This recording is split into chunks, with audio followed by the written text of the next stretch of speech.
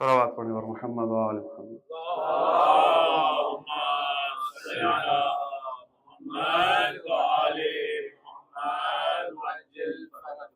حسبنا الله ونعم الوكيل، نعم المولى ونعم النصير، لا حول ولا قوة إلا بالله العلي العظيم. أعوذ بالله من الشيطان الرجيم. بسم الله الرحمن الرحيم. الحمد لله رب العالمين، والصلاة والسلام على سيد المرسلين سيدنا ونبينا وشفيعنا ومولانا أبي القاسم محمد اللهم صل على محمد وآل محمد وعلى أهل بيته الطيبين الطاهرين المعصومين المظلومين، ولعنة الله على أعدائهم أجمعين. أما بعد، فقد قال الله تبارك وتعالى في محكم كتابه المبين. بسم الله الرحمن الرحيم. ولكل جعلنا موالي مما ترك الوالدان والأقربون والذين عقدت أيمانكم فآتوهم نصيبهم إن الله كان على كل شيء شهيدا. صدق الله العلي العظيم. صلوات على محمد وآل محمد. اللهم صل على محمد وآل محمد وعجل فرجهم.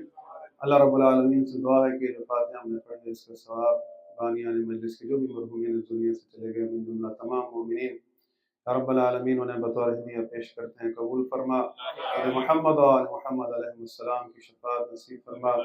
ہمارے مولا و آقا امام مہدی علیہ السلام کا جلد از جلد ظہور فرما. ایک صلوات پڑھیں اور محمد و آل محمد.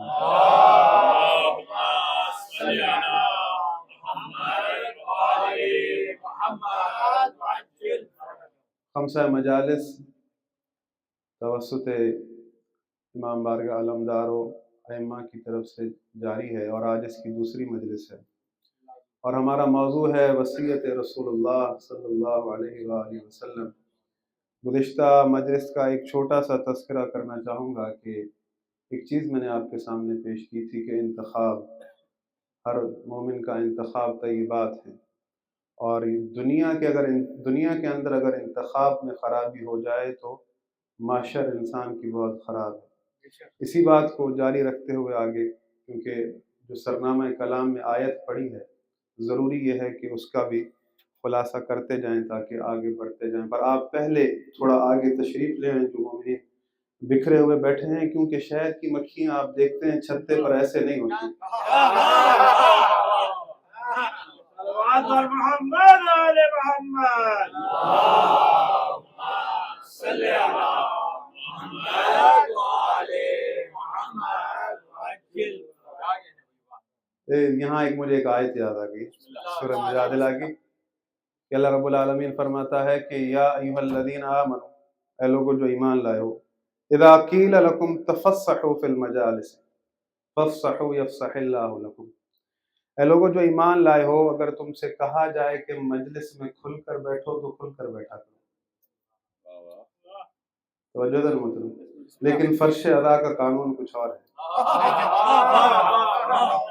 وہ بھی امام کا دیا ہوا. اس آیت کی تفسیر میں روایت موجود ہے، تفسیر برہان کے اندر اس آیت کی تفسیر میں روایت موجود ہے. رسول اللہ صلی اللہ علیہ وآلہ وسلم صل على محمد وآل محمد. کہ تم اپنی مجالس، آپ چار دوست ہیں، آپ کا مہمان آتے ہیں کوئی بھی، مثال کے طور پہ یہاں چار دوست جمع ہیں، تم اپنی مجالس میں، رسول اللہ فرماتے ہیں صدر مجلس اسے بناؤ جو تم میں سب سے بڑھ کر عالم ہو.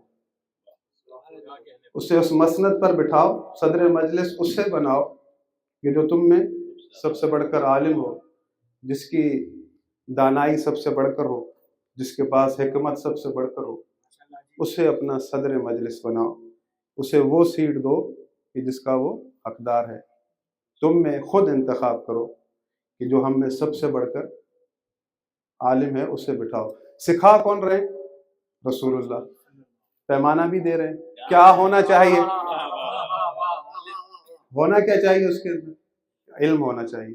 یعنی مجلسیں آپ کی 4 دوست 8 دوست یا 100 دوست آپ آپس میں بیٹھ رہے ہیں، آپ کو اپنا صدر مجلس بنانے کا طریقہ خود رسول اللہ سکھا رہے ہیں. آپ کو اپنا صدر مجلس بنانے کا طریقہ رسول اللہ خود سکھا رہے ہیں. عجب نہیں کہ مسند محمد کو آپ بنائیں گے.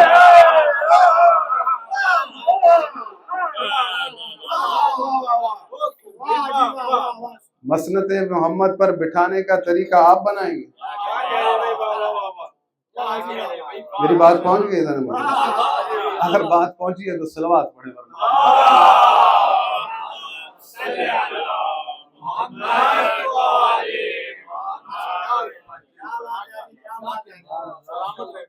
ایک دفعہ بیٹھے تھے، مفتی صاحب نے کہا کہ قرآن میں کوئی نص امامت نہیں ہے.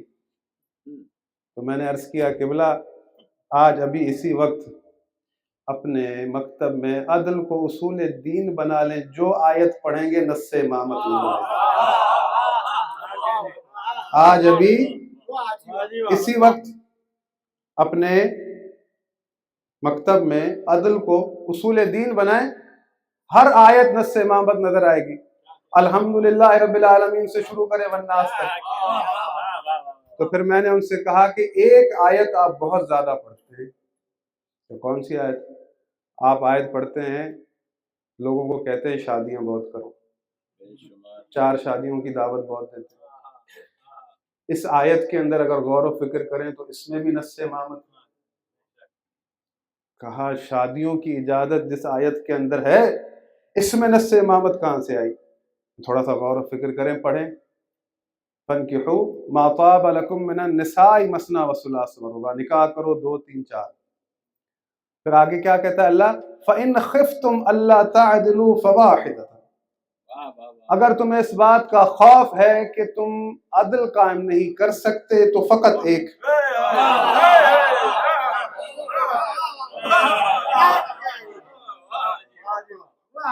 پہلے اجازت دے دی وہ 4 کر لو، پھر کہا کہ اگر سکت نہیں ہے، عدل قائم نہیں کر سکتے ہو تو پھر فقط ایک، اس سے زیادہ نہیں کر سکتے. اجازت دے کے کوالٹی نہیں ہے، عدل قائم کرنے کی اجازت واپس لے.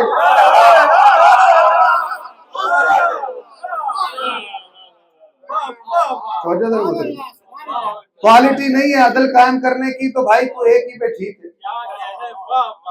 صحیح بات سمجھ میں آ رہی ہے؟ غور و فکر کس چیز پہ کرنا ہے؟ غور و فکر یہ ہے کہ جو اللہ 2 خواتین کے درمیان بے عدالتی کی اجازت نہ دے، امت محمد میں مسند محمد پر کسی غیر عادل امام کو کیسے بیٹھا؟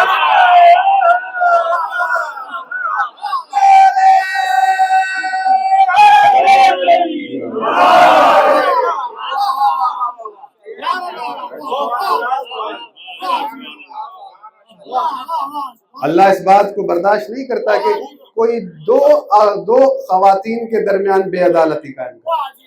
اللہ کو یہ پسند نہیں ہے. تو امت محمد میں مسند محمد پر کسی غیر عادل کو کیسے امام بنا سکتے؟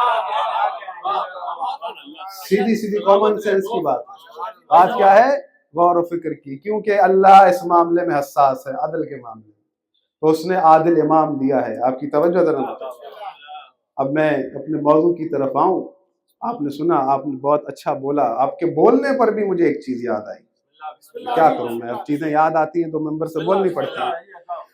جو آپ کا جذبہ ہے، جو آپ کا شوق ہے، آپ کا یہ ہاتھ اٹھانا، آپ کا بولنا، آپ کے چہرے کی خوشگواری، مولا آپ کو سلامت رکھے.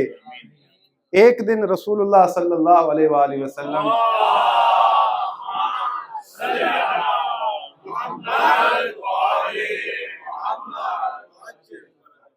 اپنے اصحاب کے ساتھ بیٹھے تھے. سلمان و ابو ذر بیٹھے تھے کہ رسول خدا پر وحی کی کیفیت طاری ہوئی.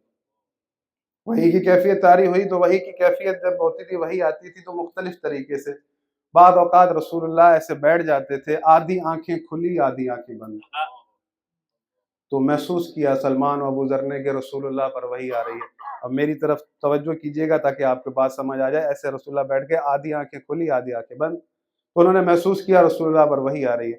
تو جیسے ہی وحی تمام ہوئی, کیفیت ختم ہوئی, تو رسول اللہ نے فوراً جملہ کہا, واہ شوقا اخوانی فی آخر زمان, واہ واہ واہ واہ میری آخری زمانے کے بھائی.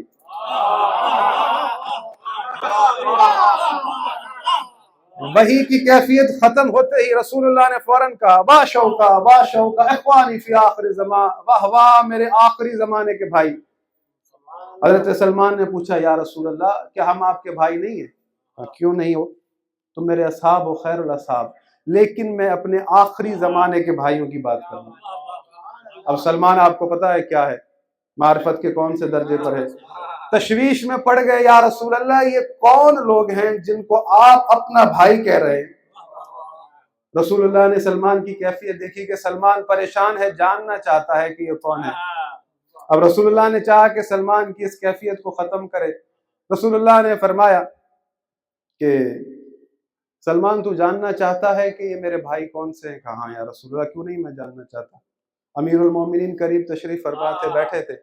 امیر المومنین کے کندھے پہ تھپکی دے کر کہا کہ جب میرے اس بھائی کا ذکر سنیں گے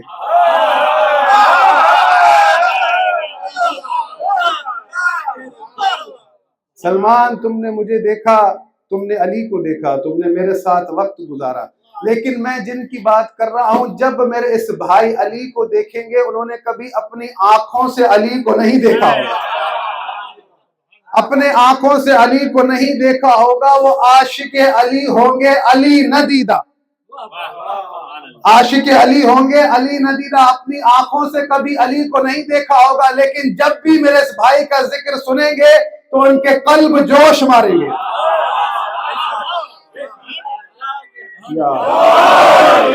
ان کے خون میں حرارت پیدا ہوگی, ذکر علی سے خون جوش مارے گا, قلب میں حرارت پیدا ہوگی. یہ میرے آخری زمانے کے بھائی, یہ مجھ محمد کے بھائی, انہیں میں اپنا بھائی کہہ رہا ہوں. رسول اللہ صلی اللہ علیہ وآلہ وسلم آپ کو جو عاشقان علی جنہوں نے اپنی آنکھوں سے نہیں دیکھا ہمارا لیکن عشق کرتے, آپ نے رسول اللہ کو نہیں دیکھا لیکن دل میں عشق ہے. کیا مقام و مرتبہ ہے کہ اللہ کے رسول 1400 سال پہلے بتا رہے ہیں, تفسیر کر رہے ہیں علی کے ماننے والوں کی, بتا رہے ہیں خود مولا کے ماننے والوں کی, یعنی مومن کی نشانی ہے کہ جب ذکر علی سنتے ہیں تو قلوب جوش مارتے ہیں. تو جب ذکر علی پہ جب آپ بولتے ہیں تو بعض اوقات کہتے ہیں کہ بھائی بولنا نہیں چاہیے, پھر میں سوچتا ہوں کہ رسول اللہ کی پیشن گوئی ہے, یہ مجبور ہے بولیں گے. ایک صلوات پڑھے بر محمد و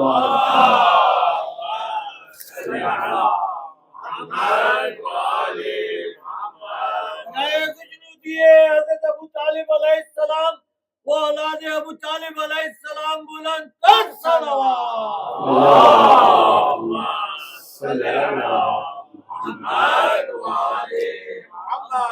عزیزان محترم, سرنامہ کلام میں جو میں نے آپ کے سامنے آیت پڑھی ہے وہ سورہ نساء کی آیت نمبر 33 ہے, جس میں اللہ رب العالمین فرماتا ہے کہ وَلِكُلٍّ جَعَلْنَا مَوَالِيَ مِمَّا تَرَكَ الْوَالِدَانِ وَالْأَقْرَبُونَ, اور جو بھی ماں باپ رشتہ دار چھوڑ جائیں وہ حق باقی لوگوں کو دے دو, پیچھے رہنے والوں جن کا ہے. ہم نے ہر ایک کے حصے دار مقرر کر دیے.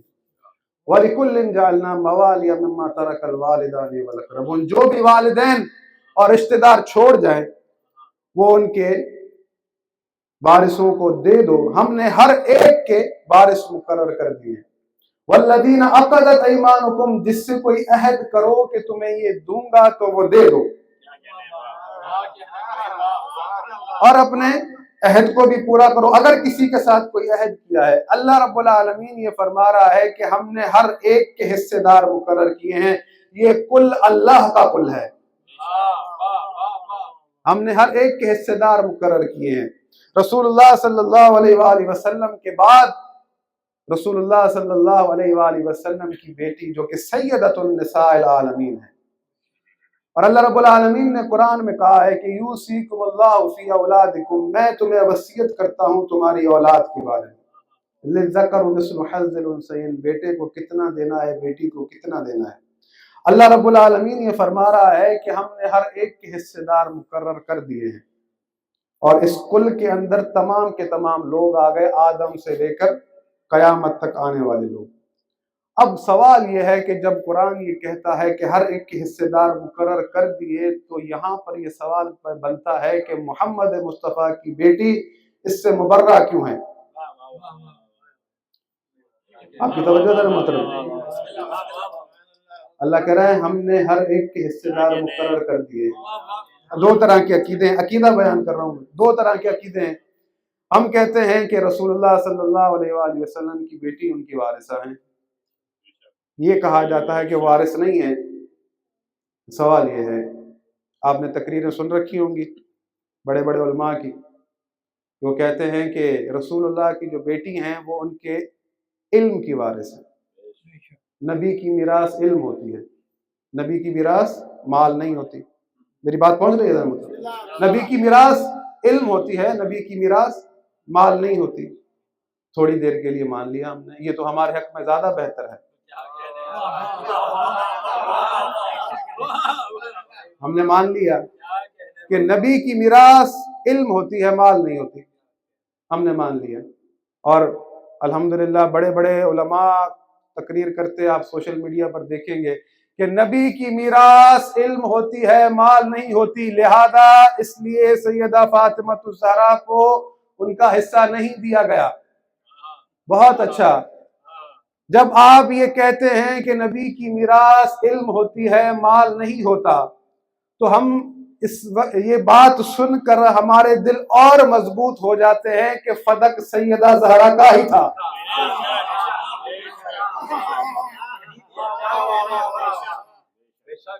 क्योंकि आप ये कह रहे हैं कि नबी की मिरास इल्म होती है। आमन्ना व सदकना, हमारी सर आंखों पर बिस्मिल्लाह। अब रसूलुल्लाह का इल्म कहाँ मुंतकिल हुआ? रसूलुल्लाह का इल्म कहाँ मुंतकिल हुआ? बीबी फातिमा ज़हरा में, मौला अली में, इमाम हसन हुसैन। ऐसा है? रसूलुल्लाह का इल्म मुंतकिल हुआ बीबी फातिमा ज़हरा में। अब वो रसूलुल्लाह के इल्म की वारिस हैं। रसूलुल्लाह का मुतलक इल्म आ चुका बीबी फातिमा ज़हरा, रसूलुल्लाह का मुतलक इल्म आ चुका बीबी फातिमा ज़हरा में। अब आपने तवज्जो से सुनना है कि जो आप ये कह रहे हैं कि रसूलुल्लाह की मिरास इल्म है, इल्म आया बीबी फातिमा ज़हरा में, ये रसूलुल्लाह का इल्म सारा का सारा मुंतकिल हुआ बीबी फातिमा ज़हरा में। अब बीबी फातिमा ज़हरा कह रही हैं कि ये चीज मेरी है, तो वो नहीं कह रही।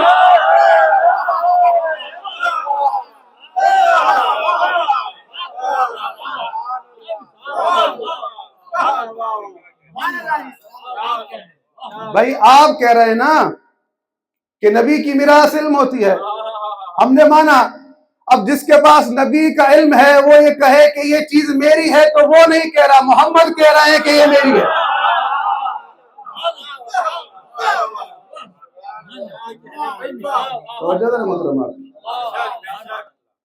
अब वो कह रही है कि मेरा है, तो फिर इल्म रसूलुल्लाह कह रहा है कि मेरा है। अब ये एक और सवाल उठता है यहाँ पर। सवाल ये है कि जिसके पास नबी का इल्म हो, क्या किसी की जुर्रत है उसको हदीस सुनाए?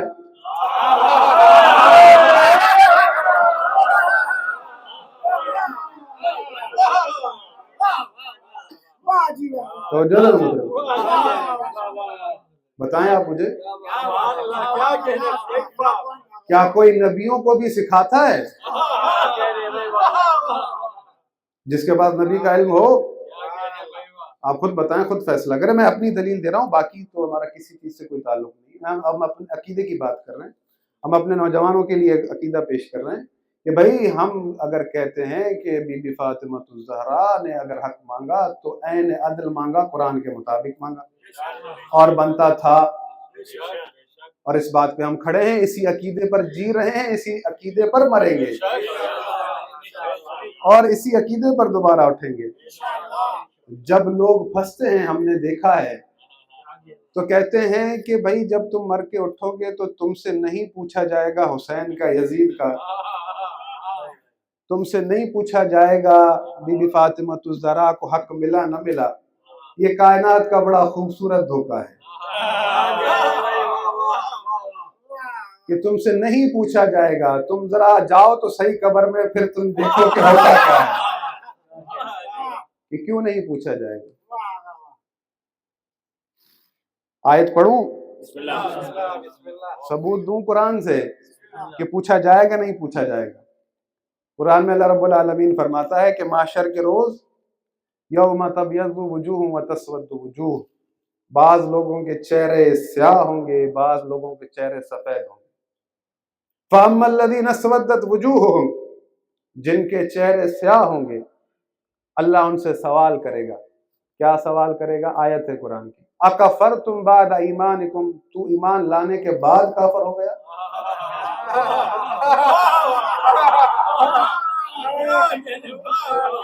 جس کا چہرہ سیاہ ہوگا، سوالیہ نشان ہے، اَكَفَرْتُمْ بَعْدَ ایمانکم، تو ایمان لانے کے بعد کافر ہو گیا۔ فَذُوقُوا الْعَذَابَ بِمَا كُنْتُمْ تَكْفُرُونَ، اب اس عذاب کا مزہ چکھ جو کفر تو نے کیا۔ یہ سوال اللہ رب العالمین کرے گا کہ تو ایمان لانے کے بعد کافر ہو گیا۔ یہ ایمان لانے کے بعد کافر ہونا کیا ہوتا ہے؟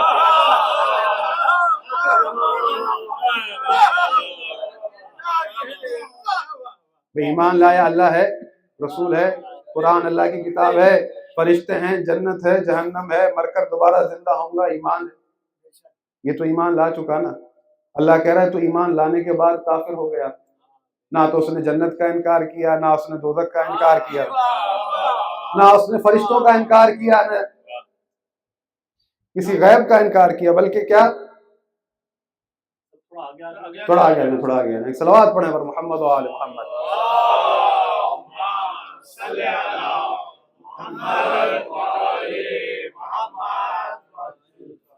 آپ کی توجہ ہے نا محترم؟ میں اپنی بات ٹھیک پہنچا پا رہا ہوں؟ ایک صلوات پڑھیں پر محمد و آل محمد۔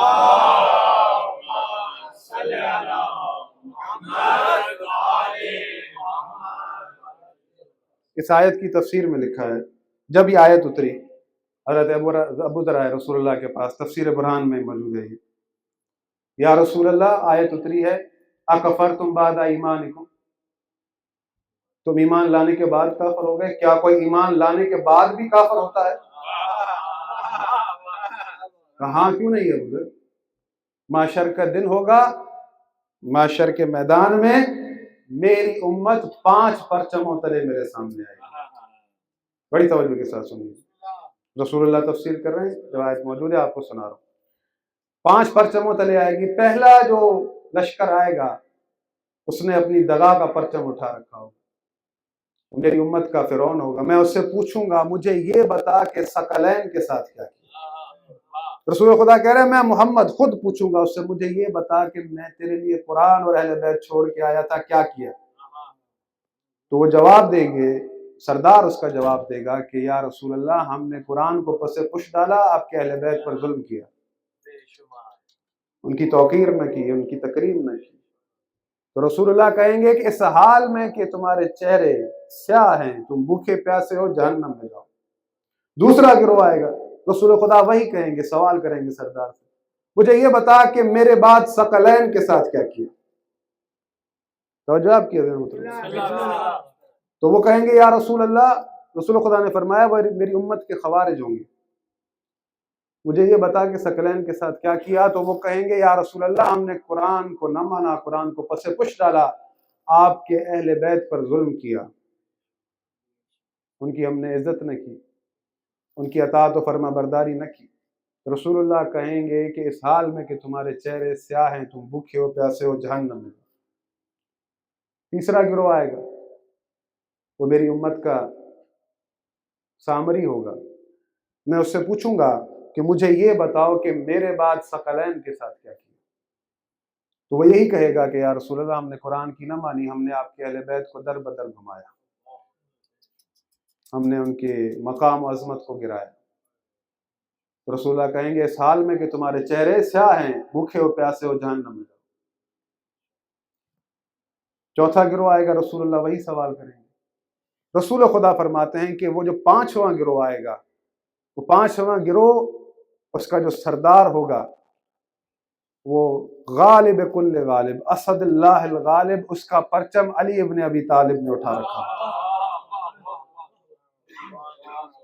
وہ گروہ میرے پاس آئے گا، میں اس گروہ سے سوال کروں گا، جو 5واں گروہ ہے، اس کا پرچم میرے بھائی علی نے اٹھا رکھا ہو۔ میں ان سے پوچھوں گا مجھے یہ بتاؤ کہ ثقلین کے ساتھ کیا کیا؟ تو وہ کہیں گے یا رسول اللہ ہم نے قرآن کو سینے سے لگایا، آپ کے اہل بیت سے مودت و عشق کیا۔ یا رسول اللہ ہم آپ کے اہل بیت کے ساتھ کھڑے رہے، جو ہمارا حال تھا، ہم آپ کے اہل بیت کے ساتھ کھڑے رہے، یہاں تک کہ ہم پر ظلم ہوا، ہم اپنے محلوں میں گلیوں میں ایسے رہے جیسے کوئی پردیسی رہتا ہے۔ ہم نے اپنے وطنوں سے ہجرت کی، اپنے گھر بار کو چھوڑا، آپ کے اہل بیت کے ساتھ کھڑے ہوئے، ان کے غموں پر روتے رہے، یہاں تک کہ ہمارے بچوں کو قتل کیا گیا، ہمیں قتل کیا گیا، ہم پر ظلم کیا گیا، لیکن ہم نے آپ کے اہل بیت کو نہ چھوڑا۔ تو رسول اللہ کہیں گے کہ اس حال میں کہ تمہارے چہرے سفید ہیں، تم سیر ہو، پیاسے نہیں ہو، جنت میں داخل ہو جاؤ۔ تو جو محترم تھوڑی سی بات خشک ہو گئی، آپ بھی خاموش ہو گئے۔ ایک صلوات پڑھیں ور محمد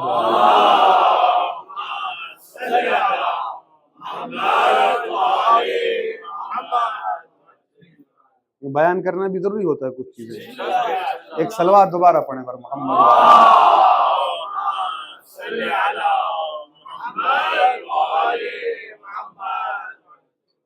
میری بات پہنچ رہی ہے؟ میں پہنچا پا رہا ہوں اپنی بات؟ کہ رسول اللہ پوچھیں گے، ہر بندے سے پوچھیں گے کہ مجھے یہ بتاؤ کہ ثقلین کے ساتھ کیا کیا۔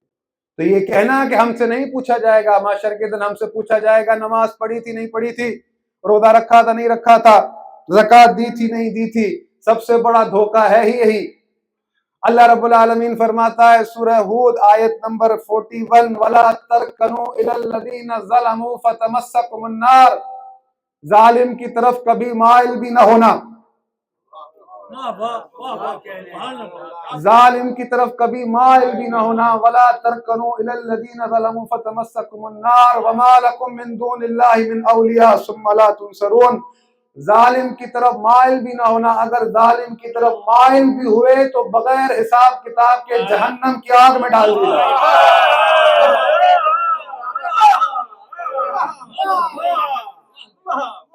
تو جو ہے محترم، ظالم کی طرف مائل بھی نہ ہونا، نہ ہی تمہارا کوئی ولی ہوگا، نہ ہی تمہاری کوئی مدد ہوگی، مائل ہونے پر جہنم جاؤ گے۔ تم سے کس نے کہا کہ اللہ پہلے تم سے یہ پوچھے گا نماز پڑھی تھی نہیں پڑھی تھی، روزہ رکھا تھا نہیں رکھا تھا، زکوٰۃ دی تھی نہیں دی تھی؟ پہلا سوال یہ ہوگا، میں نے کہا تھا ظالم کی طرف مائل بھی نہ ہونا، تو چوکوں چوراہوں پر یزید زندہ باد کے نعرے مارتے۔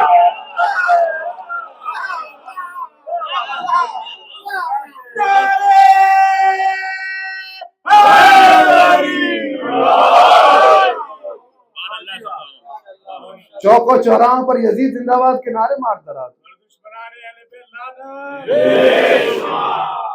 اللہ مائل ہونے پہ جو ہے جہنم میں ڈال رہا ہے۔ ہم اگر ظالم کی طرف مائل بھی ہو جائیں تو بغیر حساب کتاب کے اللہ جہنم میں ڈال دے۔ عجب نہیں کہ مفتی کہتا ہے جو ظالم کو فاجر آ کر بیٹھ جائے اس کی اطاعت اللہ میں ہو۔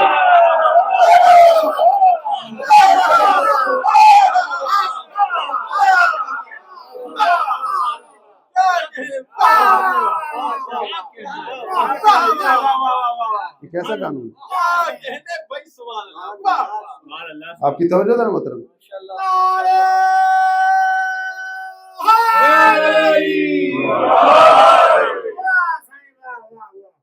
ہم تو مائل ہونے پر جہنم میں جائیں اور ظالم کی اطاعت اللہ نے واجب کی ہے۔ اللہ پر بہتان، اللہ کے دین پر بہتان۔ اگر امام حسین نے خروج کیا تھا، کہتے ہیں کہ بھائی یزید جو ہے جیسا بھی تھا بیٹھ گیا تھا، بٹھا دیا گیا تھا۔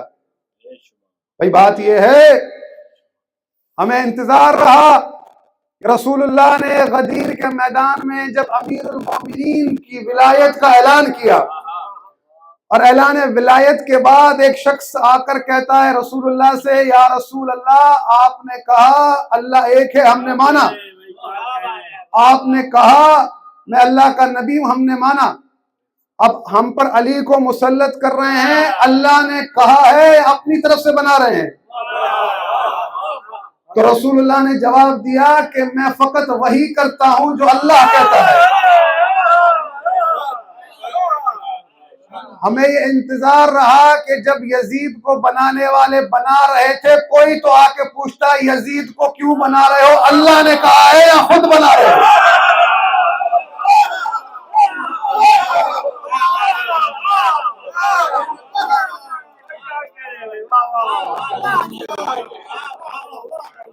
وہاں سوال رسول سے ہو رہا تھا، اللہ نے کہا یا خود بنا رہے ہیں؟ یہاں یزید پر بھی کوئی سوال نہ ہوا۔ توجہ ہے نا مطلب، یہ دین نہیں ہے، دین مفتی کے فتوے کا نام نہیں، دین حافظ کی ربڑی کا نام نہیں،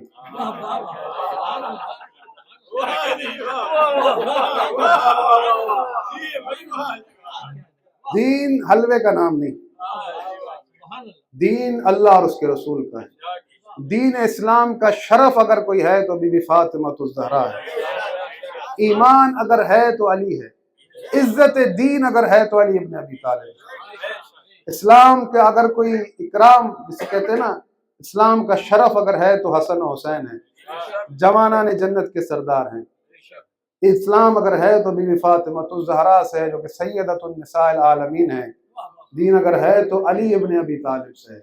آپ کی توجہ ہے نا محترم، یعنی وہ علی ابن ابی طالب کہ جس کی نصرت سے، جس کی ذوالفقار سے دین کمال کو پہنچا۔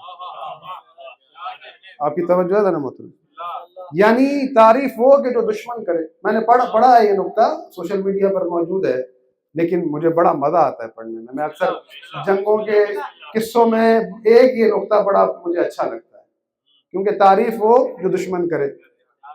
آپ نے سن رکھا ہے کہ جنگ احد کا واقعہ بہت دفعہ سنتے رہتے ہیں، کہ میں آیت پڑھ دوں پھر پریشانی نہ ہو کوئی۔ اللہ رب العالمین فرماتا ہے جنگ احد کے قصے کے بارے میں کہ استصعدون ولا تلوون علی احد والرسول یدعوکم فی اخراکم۔ اس وقت کو یاد کرو کہ جب رسول تمہیں پکار رہے تھے اور تم تشریف لے کر جا رہے تھے۔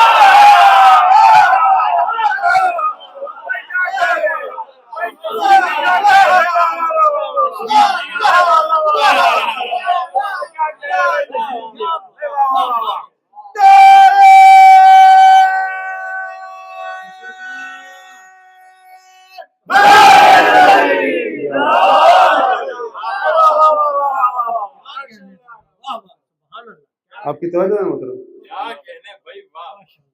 آپ نے سن رکھا ہے رسول اللہ تنہا رہ گئے تھے، سارے بہادروں کی بہادری ایک طرف، سیدہ فاطمہ الزہرا کی بہادری۔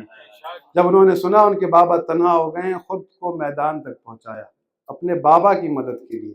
لیکن کیا کمال نقطہ لکھتے ہیں علامہ طباطبائی صاحب تفسیر میزان، وہ لکھتے ہیں کہ جب رسول اللہ تنہا ہو گئے اور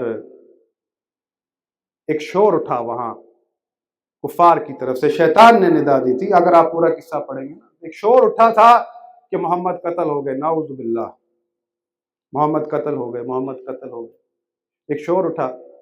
تو سردار جو تھے، جو کافروں کا لشکر اس وقت لے کر آئے تھے، وہ سائیڈ پر اپنے گھوڑوں پر سوار کھڑے تھے، کیونکہ سردار لڑتے نہیں ہیں، وہ کھڑے تھے اپنے گھوڑوں پر سوار تھے۔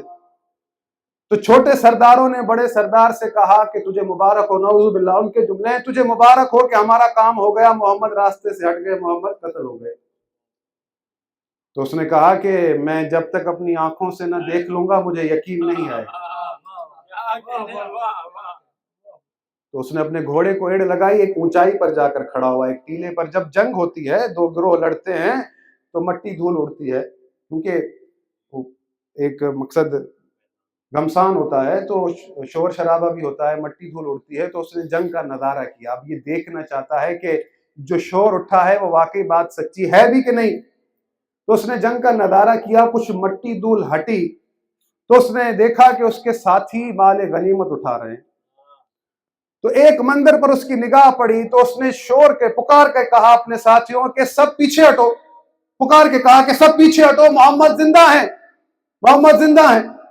تو پیچھے جو اس کے ساتھی تھے سردار، اس نے کہا کہ تو نے اپنی آنکھوں سے دیکھا کہ محمد زندہ ہیں؟ کہا نہیں، میں نے اپنی آنکھوں سے نہیں دیکھا محمد زندہ ہے، میں نے دیکھا علی میدان میں تلوار لیے کھڑا ہے، علی زندہ ہے یعنی محمد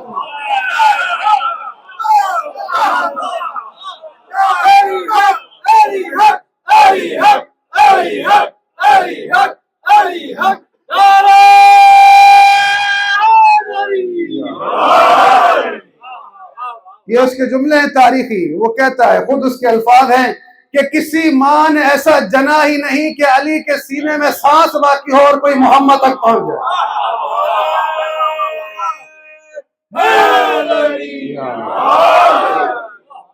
آپ کی توجہ ذرا مطلب یہ تعریف وہ جو دشمن کرے، کہہ رہا ہے کہ یہ ممکن ہی نہیں ہے کہ علی زندہ ہے اور یہ کہیں کہ محمد قتل ہو گئے. ایسا ہو ہی نہیں سکتا کہ علی کی سانس چل رہی ہو اور کوئی محمد تک پہنچے. یہ تعریف کون کر رہا ہے؟ دشمن کر رہا ہے. آپ کی توجہ ذرا مطلب یعنی اب اللہ رب العالمین تو عادل ہے. اللہ کے رسول صلی اللہ علیہ وآلہ وسلم کیا یہ سارے معاملات نہیں دیکھ رہے؟ اللہ نہیں دیکھ رہا؟ آپ کی توجہ ہے. تو اللہ کے رسول نے، اللہ نے اگر امیر المومنین کو اپنا جانشین بنایا ہے تو عین عدل بنایا ہے، کیونکہ وہ ہر طرح سے وارث ہیں علم کے رسول اللہ کے. ان کے پاس جو شجاعت ہے کسی کے پاس نہیں. آپ کی توجہ ہے مطلب میں اپنی بات پہنچا پا رہا ہوں، کیونکہ امیر المومنین ہی وہ واحد شخصیت ہیں کہ جن کے لیے کہا جاتا ہے کہ 300 سے زیادہ آیات قرآن مجید میں موجود ہیں، لیکن الحمدللہ 1000 میں چھانٹی کر چکا ہوں کہ مولا علی کے فضائل میں ایسی کتابیں لکھی گئی ہیں تفاسیر ائمہ معصومین کی کہ 1000 سے زیادہ آیات فضائل کے اندر. ظاہری طور پر ہم دیکھتے ہیں بعض اوقات ایسی چیزیں ہم اس کی تفسیر کچھ اور سمجھ رہے ہوتے ہیں لیکن در حقیقت ہوتی اور ہے. جب آپ ائمہ معصومین علیہ السلام کی تفاسیر کو پڑھیں گے تو آپ کو کچھ اور ملے گا. ظاہری طور پر ایک کتاب لکھی ہے ایک ہمارے بہت بڑے عالم ایران کے امیر المومنین کے، انہوں نے نام لکھے ہیں قرآن کے اندر 2000 نام موجود ہیں. یہ کوئی میں آپ کے سامنے بناوٹی باتیں نہیں کر رہا ہوں، کتاب بھی میرے پاس موجود ہے الحمدللہ. وہ 2000 کی 2000 آیتیں میرے موبائل میں موجود ہیں. 4 نام آپ کو بتا رہا ہوں، باقی 1996 نام پینڈنگ میں انشاءاللہ. بڑی مشہور و معروف آیات ہیں قرآن کی کہ اللہ رب العالمین فرماتا ہے کہ وما یستوی الاعمی والبصیر، کیا اندھا اور آنکھوں والا دونوں برابر ہیں؟ کیا اعمی اور بصیر برابر ہیں؟ ولا الظلمات ولا النور، کیا ظلمات اور نور برابر ہیں؟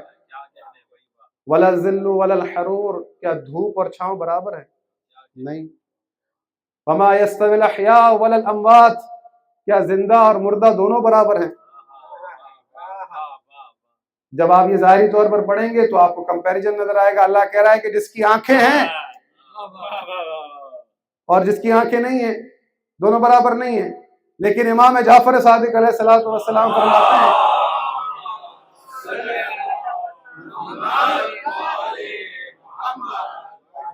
امام فرماتے ہیں کہ اس کی معنی یہ ہے کہ اللہ رب العالمین در حقیقت اپنے رسول کے وصی کا کمپیریزن کر رہا ہے، کیونکہ لوگ برابر کرنا چاہتے تھے.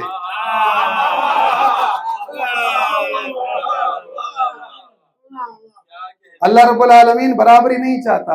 امام فرماتے ہیں کہ اللہ رب العالمین کا یہ فرمان کہ وما یستوی الاعمی والبصیر، بصیر ہمارے جد علی کا قرآن میں نام ہے، اور اعمی یعنی اندھا ہمارے جد علی کے دشمن کا نام ہے. ولا الظلمات ولا النور، نور ہمارے جد علی کا نام ہے اور ظلمات ہمارے جد علی کے دشمن کا نام ہے. چھاؤں مولا علی کا نام ہے اور دھوپ علی کے دشمن کا نام ہے. احیاء زندہ مولا علی کا قرآن میں یہ نام ہے. اموات مردہ یعنی علی کے دشمن کا نام ہے. اللہ رب العالمین در حقیقت کمپیریزن ہی یہ کر رہا ہے کہ یہ برابر ہو ہی نہیں سکتے، تم برابر نہ کرنا. پتہ نہیں کیوں لوگ اس ناکام کوشش میں لگے ہوئے ہیں. میرا جملہ نہیں پہنچ سکا. پتہ نہیں کیوں لوگ اس ناکام کوشش میں لگے ہیں. آپ کی توجہ ذرا محترم، اس ناکام کوشش میں لگے ہیں اور کوئی کامیابی مل ہی نہیں سکتی، کیونکہ علی کا مقابلہ کوئی کر ہی نہیں سکتا، کیونکہ امیر المومنین کی ذات ایسی ہے۔ اور جہاں تک فضیلت کی بات ہے تو بہت ساری چیز اپنے شاید سوشل میڈیا پر چیزیں دیکھی ہیں، نہیں دیکھی ہیں، بہت ساری ڈیبیٹس ہیں۔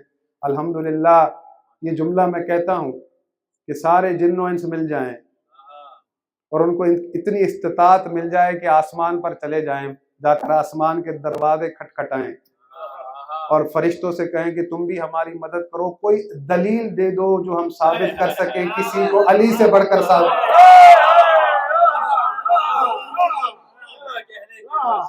تو آسمان کے فرشتے بھی لعنت کے سوا کچھ ہی نہیں کریں گے۔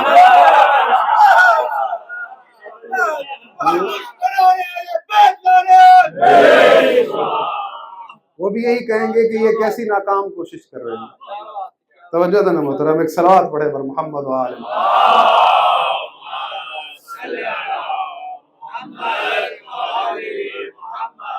کتنی خوبصورت بات کہی رسول اللہ صلی اللہ علیہ وآلہ وسلم نے۔ سوال ہوا رسول اللہ سے، آیت کی تفسیر میں روایت موجود ہے، حضرت عبداللہ ابن مسعود آئے، رسول خدا سے کہا یا رسول اللہ، کہ قرآن کہتا ہے کہ ہم نے ستاروں کو آسمان کی زینت بنایا، وَلَقَدْ زَيَّنَّا السَّمَاءَ الدُّنْيَا بِزِينَةٍ لِلْكَوَاكِبِ، ہم نے ستاروں کو آسمان کی زینت قرار دیا۔ بڑی توجہ کے ساتھ سنیے، ہم جب زمین والے آسمان کی طرف دیکھتے ہیں تو یہ ستارے کتنے خوبصورت لگتے ہیں، کیسا نظارہ اچھا ہوتا ہے، آسمان کی زینت ستارے۔ حضرت عبداللہ ابن مسعود نے پوچھا یا رسول اللہ، ہم زمین والے آسمان کی طرف دیکھتے ہیں تو یہ ستارے خوبصورت لگتے ہیں، آسمان کی زینت ہیں، لیکن جب آسمان والے زمین کی طرف دیکھتے ہیں تو زمین کی زینت کیا ہے؟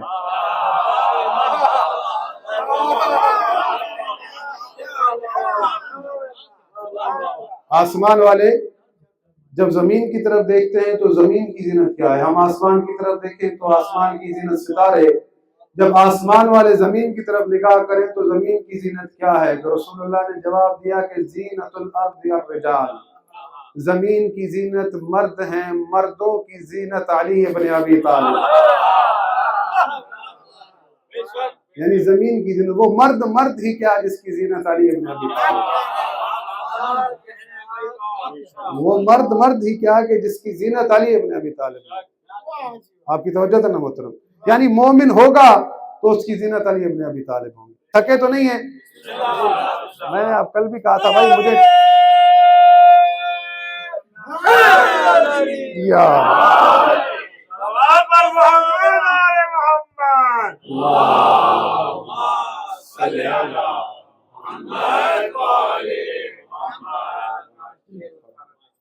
توجہ نا محترم، مومن ہو اور اس کی زینت علی ابن ابی طالب نہ ہو۔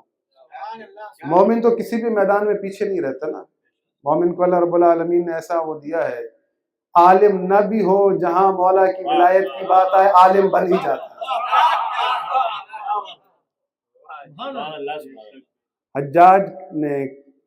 حجاج کے سامنے مولا کے محب نے کہا کہ حسن حسین محمد مصطفیٰ کے بیٹے ہیں، تو اس نے کہا میں نہیں مانتا کہ حسن حسین محمد مصطفیٰ کے بیٹے ہیں۔ اس نے کہا کہ کیوں نہیں مانتا اس بات کو، حالانکہ قرآن کہتا ہے تعالوا ندعو ابناءنا وابناءکم، اللہ کہتا ہے کہ محمد تم اپنے بیٹے لے کر آؤ، کہتا ہے عربی زبان کے اندر نواسوں کو بھی بیٹا کہہ دیتے ہیں، لہذا وہ محمد کے بیٹے نہیں علی کے بیٹے ہیں، یہ اس نے کہا حجاج نے۔ اب اس کو دلیل امام نے ہی سکھائی تھی، امام نے کہا تھا یہ دلیل کوئی کافر ہی ہوگا جو انکار کرے، تو پھر اس نے کہا محب امام کے، اس نے حجاج سے کہا کہ ٹھیک ہے چلو تیری بات کو مان لیا، لیکن مجھے اتنا بتا تو نے سورہ انعام کی آیات پڑھی ہیں قرآن کی؟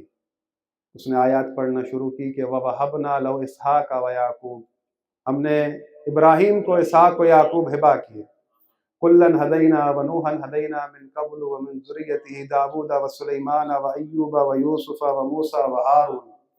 اللہ رب العالمین نے ذریت ابراہیم کو گنتی کیا، پھر اللہ رب العالمین نے فرمایا وَزَكَرِيَّا وَيَحْيَا وَعِيسَى وَإِلْيَاسَ كُلٌّ مِّنَ الصَّالِحِينَ۔ اللہ رب العالمین نے حضرت آدم کی آل کو گنا، نبیوں کے نام لیے، تو اس نے کہا مجھے یہ بتا کہ عیسیٰ کا تو والد ہی نہیں تھا.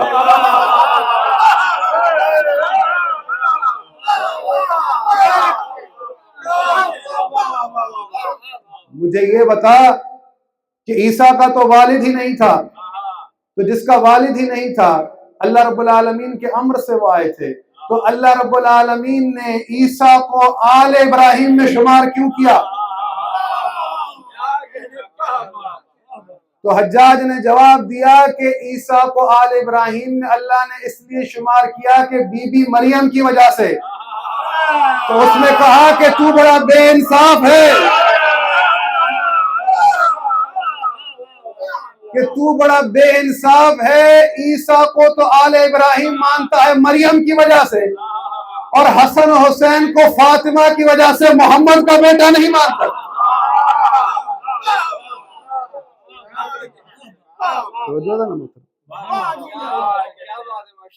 یعنی یہاں پر بھی کیا مقام فاطمہ الزہرا. دیکھیں نا، اللہ رب العالمین کو پتا ہے کہ انکار کرنے والے انکار کریں گے، لیکن اللہ رب العالمین نے آیات کو اتارا ایسے ہے کہ کوئی انکار ہی نہ کر سکے. ان کا مقام و مرتبہ ایسا بنایا ہے. توجہ دینا محترمہ. لیکن اللہ رب العالمین نے یہ خاصیت قوم مومنین کو دی ہے. اگر آپ تھکے نہیں ہیں تو میں عرض کروں چلتا. ایک قوم مومنین کے اللہ رب العالمین تعریف کر رہا ہے. تعریف کیا کر رہا ہے کہ وَإِذَا يُتْلَىٰ عَلَيْهِمْ، جب ان کے سامنے قرآن کی آیتیں پڑھی جاتی ہیں مومن کے سامنے. قوم مومن شروع سے لے کر ایک ہی قوم ہے. اللہ کہہ رہا ہے کہ جب ان کے سامنے قرآن کی آیتیں پڑھی جاتی ہیں تو کہتے ہیں کہ ہم تو پہلے ہی ایمان لا چکے، اِنَّا كُنَّا مِن قَبْلِهِ مُسْلِمِينَ، ہم تو پہلے ہی تسلیم ہو گئے قرآن کے آگے. اور اللہ رب العالمین فرماتا ہے ان کے اس عمل کی وجہ سے اولئک یؤتون اجرهم مرتین بما صبروا، کہ ہم ان کو دگنا اجر عطا کریں گے، ان کے عملوں کا دگنا اجر عطا کریں گے. پھر اللہ رب العالمین نے ان کی نشانی بتائی کہ سلام علیکم بما صبرتم، ان پر سلام ہو کہ وہ صبر کرتے ہیں. پھر اللہ رب العالمین نے ان کی نشانی بتائی کہ ان کی ایک خاصیت یہ ہے کہ جب بھی کوئی جاہلانہ گفتگو کرتا ہے، جب بھی کوئی ابس گفتگو کرتا ہے ان کے سامنے، تو وہ کہتے ہیں کہ لا نبتغی الجاہلین، ہم جاہلوں کے خواستگار نہیں ہیں، ہم جاہلوں کے طلبگار نہیں ہیں، ہم جاہلوں کے خواستگار نہیں ہیں. ان کی یہ نشانی ہے کہ جاہلانہ بات کو ہولڈ نہیں کرتے. سن رہے ہیں؟ توجہ ہے. یعنی قوم مومن کی نشانی اللہ رب العالمین بتا رہا ہے کہ جاہلانہ گفتگو کو پسند نہیں کرتے. کوئی اگر جاہلانہ گفتگو کرتا ہے تو یہ سلام کر کے آگے نکل جاتا ہے. یعنی اس قوم کی یہ خاصیت ہے کہ یہ جاہلوں کے خواستگار نہیں ہیں، جاہلوں کے طلبگار نہیں ہیں. تو جو مومن جاہلانہ گفتگو کو ہولڈ نہ کر سکتا ہو، کسی جاہل کو مسند محمد پر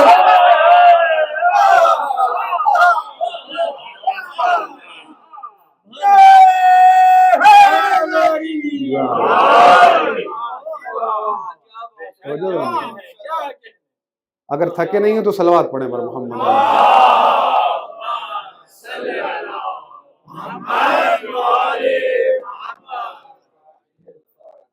میں نے کل آپ کے سامنے ایک بات کہی تھی کہ جس طرح امیر المومنین میزان ہے مومن منافق کی پہچان کا، اسی طرح سیدہ فاطمہ الزہرا میزان ہے کہ پہچانا جائے کہ اللہ کس پر غضبناک ہے.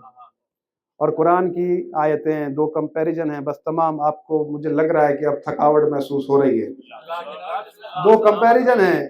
تو کمپیریزن کیا ہے کہ اللہ رب العالمین فرماتا ہے سورہ مجادلہ کی آخری آیتوں میں سے، قرآن کے اندر دو لشکروں کا ذکر کیا. اللہ نے دو لشکروں کا ذکر کیا ہے. ایک لشکر جس کے لیے اللہ نے کہا کہ یہ شیطان کا لشکر ہے، ایک لشکر مجھ اللہ کا لشکر، حزب الشیطان و حزب اللہ. دونوں کا ذکر اللہ رب العالمین نے کیا ہے. دونوں کی کوالٹی بتائی ہے. کوالٹی بتا کر پھر مہر لگائیے یہ شیطان کا لشکر. پھر کوالٹی بتائی ہے، کوالٹی بتا کر پھر کہا کہ یہ ہے میرا لشکر، مجھ اللہ کا لشکر. بتاؤں کوالٹی سنیں گے؟ اگر سنیں گے تو ایک صلوات پڑھیں پر محمد و آلہ.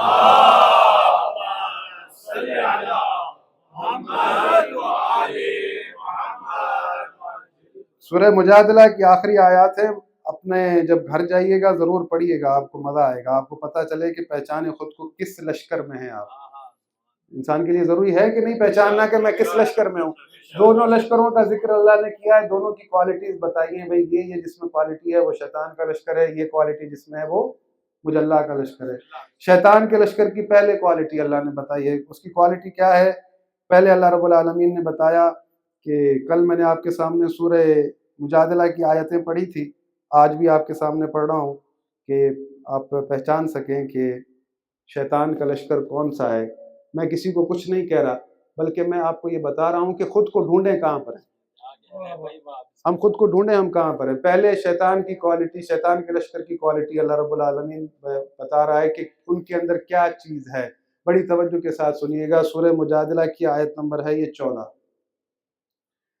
اللہ رب العالمین فرماتا ہے کہ الم تر الی الذین تولوا قوما غضب اللہ علیہم، اے محمد تم نہیں دیکھتے کہ میں اللہ جس پر غضبناک ہوں یہ ان سے مودت رکھتے ہیں، دوستی رکھتے ہیں۔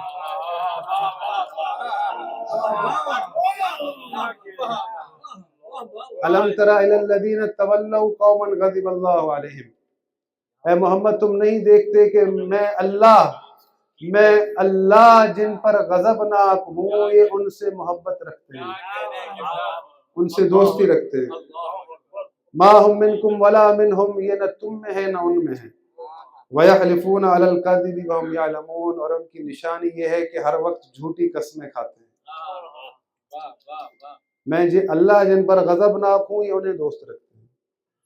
پھر اگلی آیت میں اللہ رب العالمین فرماتا ہے کہ عَدَّ اللَّهُ لَهُمْ عَذَابًا شَدِيدًا إِنَّهُمْ سَاءَ مَا كَانُوا يَعْمَلُونَ، اللہ نے ان کے لیے سخت عذاب تیار کر رکھا ہے، جو کچھ کرتے ہیں یقیناً برا ہے۔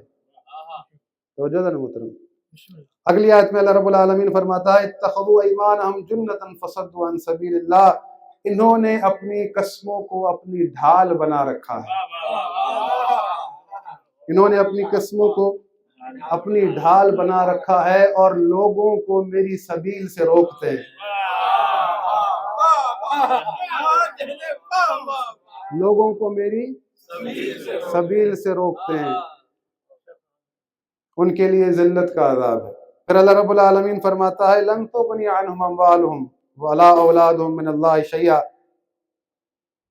اللہ کے سامنے ان کا کچھ کام نہیں آئے گا، نہ ہی کچھ مال ان کو فائدہ دے گا، کوئی ان کا مال فائدہ نہیں دے گا، یہ لوگ اہل دوزخ ہیں اور اسی میں جلتے رہیں گے۔ یوم یبعثہم اللہ جمیعا فیحلفون لہ کما یحلفون لکم ویحسبون انہم علی شیء، اے محمد جس طرح تمہارے سامنے قسمیں کھاتے ہیں میرے سامنے بھی کھائیں گے،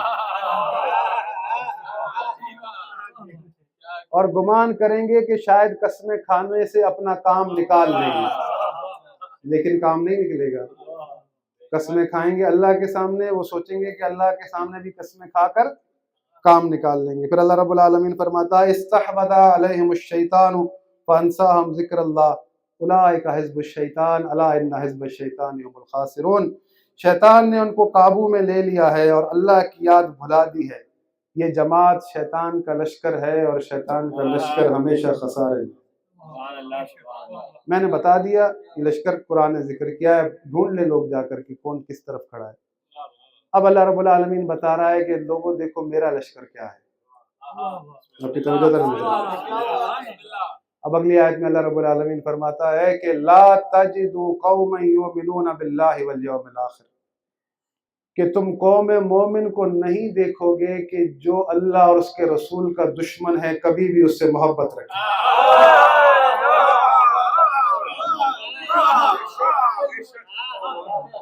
اللہ کہہ رہا ہے نشانی ہے، قوم مومن کو تم کبھی نہیں دیکھو گے کہ جو اللہ اور اس کے رسول کو اذیت کرتا ہے، جو اللہ اور اس کے رسول کا دشمن ہے، کبھی اس سے دوستی رکھیں یا محبت رکھیں، کبھی نہیں۔ اللہ رب العالمین فرما رہا ہے کہ کوالٹیز بتا رہا ہے کہ لا تجد قوما یؤمنون باللہ والیوم الآخر یوادون من حاد اللہ، جو بھی اللہ اور اس کے رسول کو اذیت کرے، اس کا دشمن ہو اللہ اور اس کے رسول کا، یہ کبھی بھی اس کو دوست نہیں رکھیں گے، وہ اللہ اور رسول کا دشمن وَلَوْ كَانُوا آبَاءَهُمْ أَوْ أَبْنَاءَهُمْ، وہ اس کا بیٹا ہی کیوں نہ ہو، بھائی ہی کیوں نہ ہو، أَوْ إِخْوَانَهُمْ أَوْ عَشِيرَتَهُمْ، کوئی رشتہ دار ہی کیوں نہ ہو۔ کوئی رشتہ دار ہی کیوں نہ ہو، بھائی ہی کیوں نہ ہو، بیٹا ہی کیوں نہ ہو، چاچا ہی کیوں نہ ہو، ماموں ہی کیوں نہ ہو،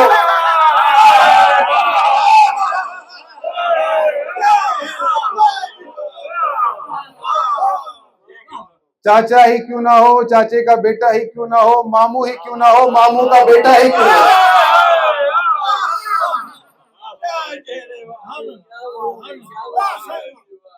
یعنی کوئی بھی ہو، قوم مومن کے افراد کی یہ نشانی ہے کہ کبھی بھی ایسے کسی کو دوست نہیں رکھے گا۔ پھر اللہ رب العالمین فرماتا ہے اولئک کتب فی قلوبہم الایمان وایدہم بروح من، میں نے ان کے دلوں پر ایمان کو ایسے لکھ دیا ہے جیسے پتھر پر لکیر کھینچ دی جائے۔ وَيَدْخُلُهُمْ جَنَّاتٍ تَجْرِي مِن تَحْتِهَا الْأَنْهَارُ خَالِدِينَ فِيهَا، اور انہیں جنت میں داخل کروں گا، اس جنت میں کہ جس کے نیچے نہریں بہ رہی، خالدین فیہا ابدا، ہمیشہ۔ اولئک حزب اللہ، یہ میرا لشکر ہے، الا ان حزب اللہ هم المفلحون، اور اب میرا لشکر ہمیشہ کامیاب رہے گا۔ عزیزان محترم، اللہ رب العالمین جب انسان ایمان کے درجے پر پہنچ جاتا ہے تو اس کو آن کرتا ہے، یہ میرا ہے۔ امیر المومنین سے کسی نے پوچھا کہ یا علی مل ایمان، ایمان کیا ہے؟ اب جو کل ایمان ہے وہ بتا رہے ہیں کہ ایمان کیا ہے۔ مولا نے جواب دیا کہ الحب فی اللہ والبغض فی اللہ، اگر مومن کسی سے محبت کرتا ہے تو اللہ کے لیے، اگر کسی سے بغض و عداوت رکھتا ہے تو بھی اللہ کے لیے۔ خدا کی قسم اگر ہمیں محمد و آل محمد سے محبت و مودت و عشق ہے تو اللہ کے لیے، اور اگر ان کے دشمنوں سے عداوت ہے تو وہ بھی اللہ کے لیے۔ یہ جو کچھ بھی ہے اللہ کے لیے۔ اگر ہمیں سیدہ فاطمہ الزہرا سلام اللہ علیہا سے محبت ہے تو اللہ کے لیے، امیر المومنین سے محبت ہے تو اللہ کے لیے، حسن و حسین سے محبت ہے تو اللہ کے لیے، اللہ کے ولیوں سے محبت ہے تو اللہ کے لیے، اگر ان کے دشمنوں سے نفرت ہے تو اللہ کے لیے، کہ کوئی ان کا دشمن ہو سکتا ہے؟ اگر ان سے محبت ہے تو اللہ کے لیے، کیونکہ ہم ان سے اس لیے محبت کرتے ہیں کیونکہ اللہ اور رسول کرتے ہیں۔ اور محبت بھی ایسی محبت کہ اگر آپ واقعی اللہ کے رسول کو اللہ کا رسول مانتے ہیں، عادل مانتے ہیں، تو ذرا سوچیں یہ رسول وہ رسول ہے ان هو الا وحی یوحی کا مصداق ہیں، یہ وہ کرتے ہیں جو ان پر وحی کی جاتی ہے۔ سیدہ فاطمہ الزہرا سلام اللہ علیہا آتی تھی، رسول اللہ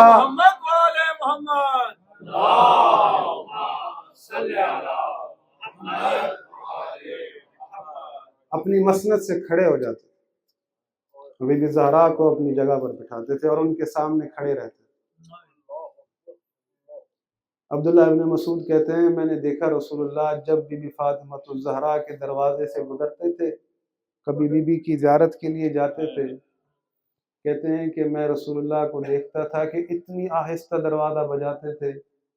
میں نے ایک دن کہا یا رسول اللہ آپ نے اتنی آہستہ سے دروازہ بجایا ہے کہ اندر کسی نے سنا بھی یا نہیں سنا پتہ نہیں۔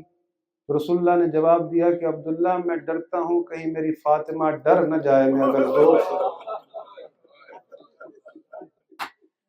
اگر کوئی جواب نہیں آتا تھا رسول اللہ انتظار کرتے تھے، کھڑے رہتے تھے، کوئی اندر سے نکلے تو میں اسے کہوں کہ میں ملنے آیا ہوں۔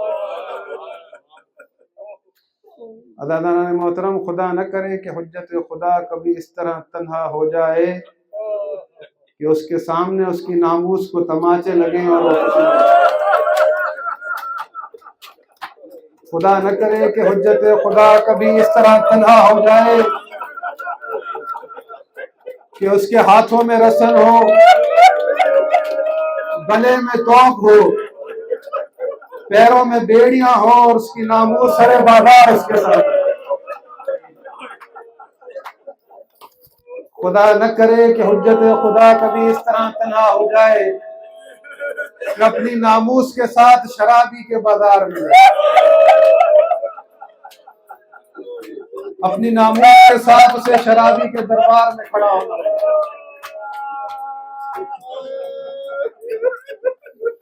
امیر المومنین خود فرماتے ہیں کہ مجھے رسول اللہ نے بلایا، जिब्राइल तशरीफ लाए, रसूलुल्लाह से कहा या रसूल अल्लाह सब लोगों से कहें घरों को चले जाए, अकेला अली से बुला ले। अमीरुल मोमिनीन कहते हैं मुझे रसूलुल्लाह ने बुलाया, कहा अली अल्लाह ने तेरे लिए 2 पैगाम भेजे हैं। अली अल्लाह ने तेरे लिए 2 पैगाम भेजे हैं, जिब्रील लेकर आया है। मौला ने पूछा या रसूलुल्लाह कौन से 2 पैगाम हैं?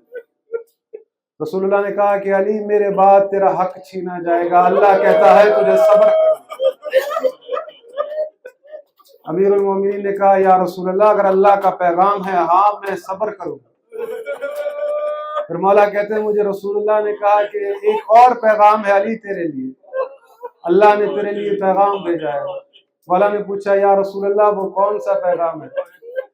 अली अल्लाह ने पैगाम भेजा है कि तेरे सामने तेरी नामूस को तमाचे मारे, अली तुझे सब्र करना है। मौला कहते हैं कि बस ये सुनना था कि मैं मुंह के बल जमीन पर गिर गया।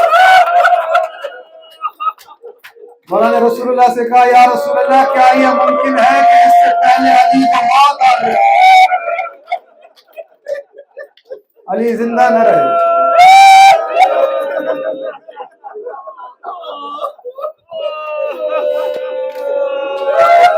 रसूलुल्लाह ने कहा कि अली अल्लाह का पैगाम है, तुझे सब्र करना।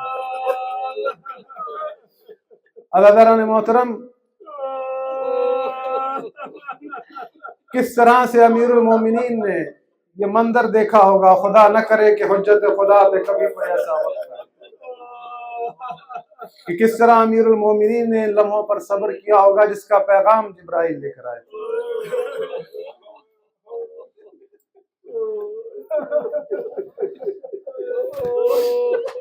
अला लअनतुल्लाहि अलल कौमिज़ ज़ालिमीन सयअलमुल लज़ीना ज़लमू अय्युम मुनक़लिबिन यन्क़लिबून। मातम हुसैन।